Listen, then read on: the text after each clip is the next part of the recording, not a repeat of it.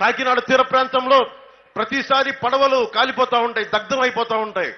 దేనికంటే కేంద్రం విజిలెన్స్ మన కూర్చోబెట్టి కస్టమ్స్ వాళ్ళు బోట్లు వేసుకొని గంజాయి ఉంది బోట్లో అంటే ఆ బోట్లను తగలబెట్టేసి వెళ్ళిపోతా ఉన్నారు.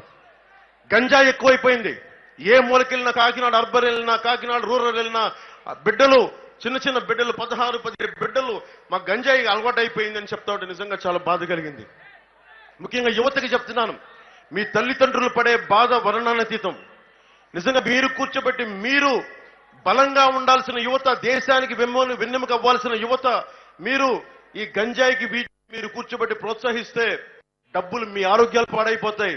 కానీ ద్వారంపూడి కానీ కన్నబాబు కానీ డబ్బులు పెరిగిపోతాయి, మళ్ళీ మిమ్మల్ని నలిపేస్తారు. అందుకని ఇది మారాలి అంటే ముఖ్యంగా గంజాయి మీద ఉక్కు పాదం పెట్టి నలిపేస్తాం కూటమి ప్రభుత్వం వచ్చిన తర్వాత. ద్వారంపూడికి కన్నబాబుకి నరకం అంటే స్పెల్లింగ్ రాయిస్తాం వాళ్ళిద్దరికి. అందుకే నేను పిఠాపురం నుంచే చేస్తున్నా, తూర్పు గోదావరి జిల్లా నుంచే పోటీ చేస్తున్నా. వీళ్ళ తేల్చడానికి, వీళ్ళ సంగతి తేల్చడానికి ఉన్నాను ఇక్కడ.